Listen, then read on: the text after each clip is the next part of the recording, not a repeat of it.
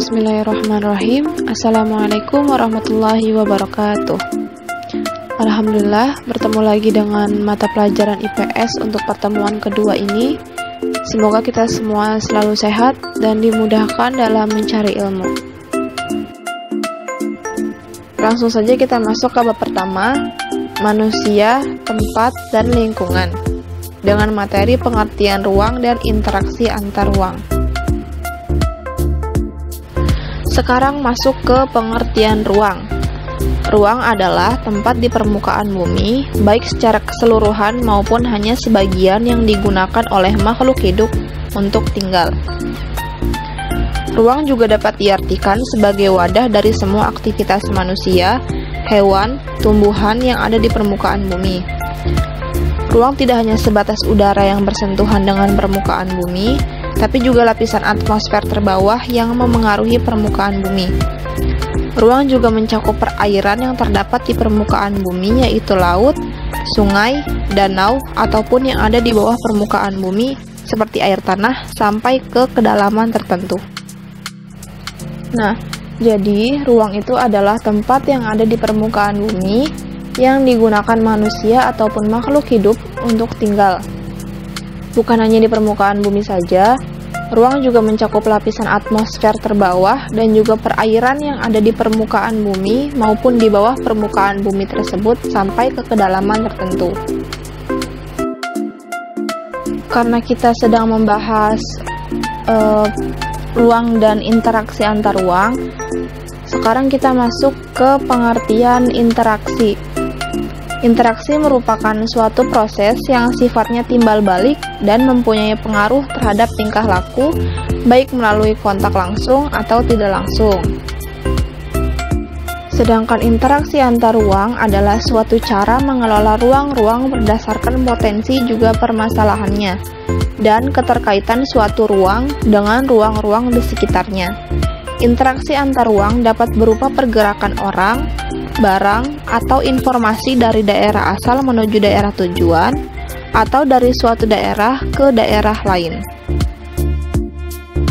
Di sini dijelaskan menurut Bintaro, interaksi merupakan suatu proses yang sifatnya timbal balik dan mempunyai pengaruh terhadap tingkah laku, baik melalui kontak langsung atau tidak langsung.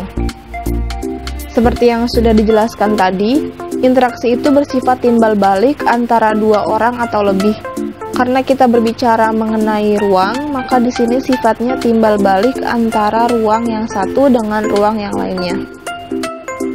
Interaksi dapat terjadi dalam bentuk perjalanan menuju tempat kerja, migrasi, perjalanan wisata, pemanfaatan fasilitas umum, pengiriman informasi atau global, perdagangan internasional, dan lain-lain. Interaksi antar ruang dibagi menjadi 3 bagian. Yang pertama, interaksi dalam bentuk pergerakan manusia disebut dengan mobilitas penduduk. Yang kedua, interaksi melalui perpindahan gagasan atau informasi disebut komunikasi. Sedangkan yang ketiga, interaksi melalui perpindahan barang atau energi disebut dengan transportasi. Lalu, apa penyebab terjadinya interaksi antar ruang? Mengapa interaksi antar ruang bisa terjadi? Karena setiap ruang memiliki karakteristik yang berbeda. Contohnya seperti tanah, batuan, tumbuhan, dan lain-lain. Setiap ruang di permukaan bumi memiliki ciri khas tertentu yang berbeda antara suatu wilayah dan wilayah yang lainnya. Tidak ada satu lokasi pun yang karakteristiknya sama persis antara satu dan lainnya. Karakteristik inilah yang kemudian menciptakan keterkaitan antar ruang di permukaan bumi. Indonesia sebagai salah satu wilayah di permukaan bumi juga memiliki karakteristik tersendiri yang berbeda dengan wilayah yang lainnya. Dengan adanya perbedaan karakteristik ruang di permukaan bumi, maka setiap ruang dapat memiliki keterkaitan dengan ruang yang lainnya. Perbedaan karakteristik tersebut menyebabkan adanya interaksi antar satu ruang dengan yang lainnya, karena setiap ruang membutuhkan ruang lainnya untuk memenuhi kebutuhan hidup. Sekarang kita ambil contoh daerah pegunungan dan daerah pantai. Wilayah pegunungan umumnya menghasilkan sayuran, sedangkan wilayah pantai menghasilkan ikan laut. Nah, masyarakat wilayah pegunungan ini membutuhkan masyarakat di wilayah pantai jika ingin mengkonsumsi ikan. Begitupun sebaliknya, masyarakat daerah pantai membutuhkan masyarakat dari daerah pegunungan jika ingin mengkonsumsi sayur-sayuran. Itu artinya bahwa kedua wilayah atau ruang tersebut harus berinteraksi untuk memenuhi kebutuhannya. Hal ini menunjukkan bahwa perbedaan karakteristik tersebut memicu interaksi antar ruang. Sedangkan karakteristik yang kita bicarakan di sini adalah sumber daya alamnya. Masyarakat di daerah pantai dan daerah pegunungan tentu memiliki karakteristik yang berbeda. Masyarakat pantai memiliki sumber daya ikan laut dan masyarakat wilayah pegunungan memiliki sumber daya sayur-sayuran. Sekarang masuk ke materi tentang bentuk kondisi saling bergantung untuk terjadinya interaksi antar ruang. Bentuk kondisi ini memiliki 3 bagian. Yang pertama adalah saling melengkapi, yang kedua adalah kesempatan antara, dan yang ketiga adalah kemudahan transfer. Yang pertama adalah kondisi saling melengkapi. Terjadi jika ada wilayah tertentu yang berbeda komoditas yang dihasilkannya.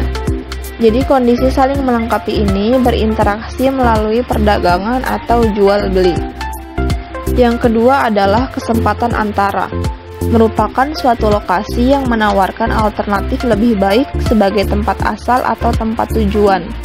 Jika seseorang akan membeli suatu produk, maka ia akan memperhatikan faktor jarak dan biaya untuk memperoleh produk tersebut. Dan yang ketiga adalah kemudahan transfer. Pengangkutan barang atau juga orang memerlukan biaya. Biaya untuk terjadinya interaksi tersebut harus lebih rendah dibandingkan dengan keuntungan yang diperoleh. Masuk ke penjelasannya. Yang pertama ada kondisi saling melengkapi. Di sini terdapat 2 wilayah, wilayah A dan juga wilayah B. Di mana pada wilayah A surplus atau kelebihan akan sayuran, namun membutuhkan ikan. Sementara di wilayah B, surplus akan ikan dan juga membutuhkan sayur-sayuran.